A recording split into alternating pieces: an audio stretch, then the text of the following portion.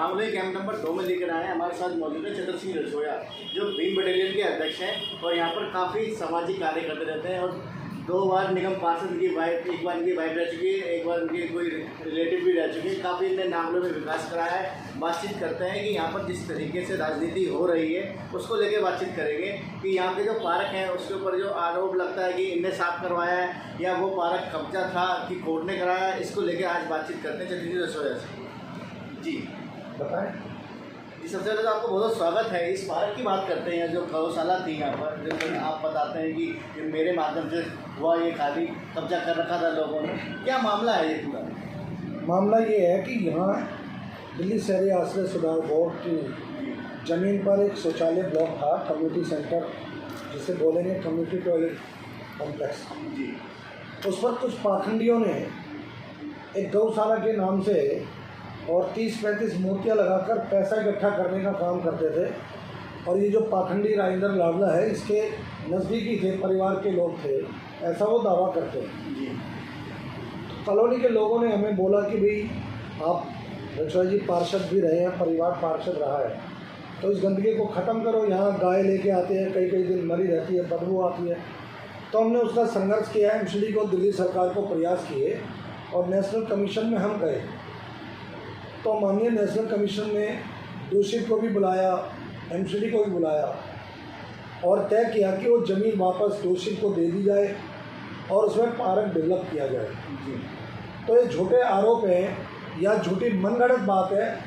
अब राजेंद्र पाखंडी जो लाडला है वो 10वीं पास का सर्टिफिकेट है इसका, राष्ट्रीय मुक्ति विद्यालय शिक्षा संस्थान, ये कभी स्कूल में तो गया ही नहीं। तो हाई कोर्ट, सुप्रीम कोर्ट से ऑर्डर हुआ था, ये बातें कहकर वो गुमराह करने का काम करता है। एक्चुअली इसको कुछ ज्ञान ही नहीं है, वो तो पाखंडी है और सरकारी ज़मीनों पर फैक्ट्रियों के नाम से, मंदिर के नाम से दान लेना सीख गया। और वो तो भला हो, धर्मपाल लाकड़ा जी और हमारे पूर्व विधायक जिन पर आरोप भी लगे, आप जानते हैं, मनोज शौकीन जी, उन्होंने इसको किसी तरीके से आम आदमी पार्टी के टिकट दिला दी और कोई अच्छा आदमी चुनाव लड़ा नहीं। उसके सामने कोई सट्टा लगाने वाला, कोई दिल्ली जल बोर्ड का सफाई कर्मचारी, सफाई कभी करता नहीं, वो पहलवान अपने आप को बताता है। तो पहलवान के नाम से तो लोग वैसे ही चुनते हैं। जब आप वोट मांगोगे और अपने आप को कहोगे मैं पहलवान हूँ, तो पहलवान को वोट नहीं देते लोग। उनकी नीति रहती है कि हमारे साथ अत्याचार करेगा और पहलवानी दिखाएगा। तो ऐसे लोगों ने चुनाव लड़ा, इसलिए वो धोखा देकर जीत गया। और ये जो हेमलता अब जो लाडला बन गई, इनका जन्म प्रमाण पत्र है ये जन्म प्रमाण पत्र, जब इनकी दाई का नाम है जिसने जन्म दिलाया महादेवी, और नाथी देवी इनकी ताई हैं कृष्णा नगर में, जिन्होंने रजिस्ट्रेशन कराया। और जन्म एवं मृत्यु प्रमाण पत्र जो जारी करता है वो ASI संजय, इन्होंने बर्थ सर्टिफिकेट अपना दिया है। लेकिन जिसको अपना बेटा बता रहा है पाखंडी राजेंद्र लाडला कि जी ये मेरा बेटा है, जब इसने चुनाव लड़ा हेमलता ने, तो पैन कार्ड में राजेंद्र को अपना पिता बता रही है। ये पैन कार्ड का रिकॉर्ड मंगा लो। राजेंद्र जो पाखंडी है उसको अपना पिता बता रही है, अब पति बता रही है, तो पिता कभी पति बन सकता है क्या? और इसके पति तो ये स्वर्गीय ताराचंद जी हैं, ये फ़ोटो देख लो साहब, ये ताराचंद जी हैं। और हेमलता जी ने जब चुनाव का नॉमिनेशन फाइल किया तो अपनी बेटी और बेटे के नाम के सामने पिता के नाम का कटिंग करके, फादर जहाँ लिखा हुआ था, फादर का नाम लिखना है, वहाँ काट करके, काटा पीटी करके, फोर्जरी करके और मदर का नाम लिखा, तो छुपाने का काम किया है। जो भी उसका फादर है उसका DNA करा लो अगर राजेंद्र का बेटा है तो। और राजेंद्र की तो शादी नहीं हुई, वो एक्स पति बताती है, ताराचंद को एक्स पत्नी बताती है अपने आप को, हेमलता जो लाडला बनी। तो भाई बच्चे किसके है ये? ताराचंद तो चलो ठीक है, आप उसकी एक्स वाइफ हो, मान ली आपकी बात हमें कोई, लेकिन ये बात आपको चुनाव में बतानी चाहिए थी ना कि ये ताराचंद का बेटा है, ताराचंद की बेटी है, तो कोई झगड़ा ही नहीं होता। हमारा ये आरोप है कि हमारे वोट से चुनाव जीतकर भ्रष्टाचारी करी और एमसीडी के अधिकारी को, इंस्पेक्टर को अपहरण करके, बंधक बना के और जेल में गया है पाखंडी राजेंद्र लाडला। क्या झूठी बात है? आमना सामना कर लो, एक बड़ी पंचायत होनी चाहिए, हिंदू मुस्लिम सिख ईसाई सभी लोग हों। एक तरफ जो धोखे से चुनाव जीती है हेमलता हो, वो जो पाखंडी राजेंद्र लाडा जो अपने आप को पति बता रहा है, समाज के लोग पूछ रहे कि तेरी शादी कहाँ हुई, कब तेरे बेटा हुआ, कब ताराचंद की मौत हुई, कब ताराचंद की हत्या की शिकायतों की जांच हुई, ये सारी बातें बता देंगे लोग। और तूने चुनाव के अंदर क्यों झूठ बोला हुई, क्या झूठ थी, क्यों छुपाने का काम किया, तो ये सारी बातें आ जाएंगी। इसने तो बल्कि रेगर का सर्टिफिकेट लगाया, लेकिन सरकार के राजस्व विभाग में बलाई जाति का रिकॉर्ड है, देख लो। वरना तो कर लो, आप एक बड़ी पंचायत बुला लो और तय कर लो, वहीं पे बताते हो। कहीं पे पति का नाम पूछा जाता है तो काट के मदर का नाम लिखते हो, ये धोखा है, इनको जेल जाना पड़ेगा। इन्होंने बेईमानी की है, धोखा दिया है कम्युनिटी के लोगों को, वार्ड नंबर 34 के लोगों को।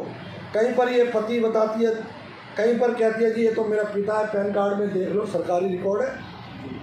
अगर ये बात झूठी निकल जाए तो डिफामेशन बननी चाहिए।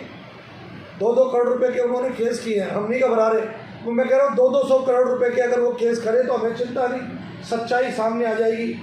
अब एक बात बताओ, दुर्गेश जी ने गवाही देनी है, सुनीता जी ने गवाही देनी है, ताराचंद की मकान मालिक रही है वो, हेमलता, और 2 बच्चे उनके मकान में, उनको राजेंद्र लाडला जाके क्यों हाथ जोड़ रहा है कि आप मत जाओ आंटी जी, मेरी बेइज्जती हो जाएगी, मेरी इज्जत घट जाएगी, मेरी पोल खुल जाएगी, मैं अगली बार चुनाव कैसे जीतूंगा। वो क्यों जा रहा है, उसको स्वतंत्र छोड़ दो, गवाह को फ्री हैंड रहने दो। आपकी नीयत गंदी है, आप धोखेबाज हो। हमारे ऊपर इन्होंने मुकदमे लगाए, एक राजेंद्र खन्ना नाम का आदमी है, बहुत बड़ा संपादक, विस्तर का संपादक, और उन्होंने मकान कब्जे करे हुए हैं। अब मैं पाखंडी राजेंद्र लाडला से पूछता हूँ, 12 तारीख को माननीय न्यायालय ने उसकी एप्लीकेशन खारिज कर दी। अच्छा, और सुनने से कह दिया कि भाई, उनके वकील ने कहा कि जी हमें आप इसको डिस्पोज ऑफ कर दो और हमें रेमेडी जाने के लिए हायर अथॉरिटी में हमें मौका दे दीजिए। तो मैं पाखंडी राजेंद्र लाडला से पूछता हूँ कि जो E501, 502 मकान नंबर जो कब्जे हैं, और जो न्यूज़पेपर भी उसी पते पे रजिस्ट्रेशन करा रखा है, सामाजिक संस्थाएं रजिस्ट्रेशन करा रखी है, जब आपके पास मकानों की खरीद फरोख्त के कागज़ नहीं है और कोर्ट आपको सुनने के लिए मना कर रही है, तो कल को वो कंप्लेंट होगी तो खर्रा जी आप जेल जाओगे। और अगर आप ईमानदार आदमी तो बेईमानी के खिलाफ क्यों नहीं मुकदमा दर्ज कराते, और वो सीलिंग क्यों नहीं कराते आप सीलिंग करने वाले के पक्ष में हो या सरकार की ज़मीन को कब्जा करने वाले के पक्ष में, बताओ, तय करो, बैठक करो, होनी चाहिए नहीं होनी चाहिए। एक मंदिर 2000 गज जगह, 100 करोड़ रुपए की ज़मीन है जी, 100 करोड़ रुपए की ज़मीन है, 10-10 लाख रुपए लेकर और मूर्तियों का नाटक कर रहा है, खंडित मूर्तियों की पूजा करने का नाटक करता है। और 100 करोड़ की ज़मीन पर 10-10 लाख रुपए फैक्ट्री वालों से, कारखाने वालों से, दुकान वालों से ले लिए। तो भाई इस तरीके की अनऑथराइज कब्जा करके वो तो कोई हर चंदे की रसीद है और हर वीडियो है। सरकारी ज़मीन पे 10-10 लाख रुपए लेके तो हिसाब क्यों नहीं देते, समाज के लोग हिसाब मांग रहे हैं। मेरे बारे में वो कह रहा है पाखंडी कि 10-10 रुपए लेता है, हम 10-10 रुपए लेके रेगर चौपाल बनवा दी हमने सरकार से, वो तो 3,500 गज जगह पे है।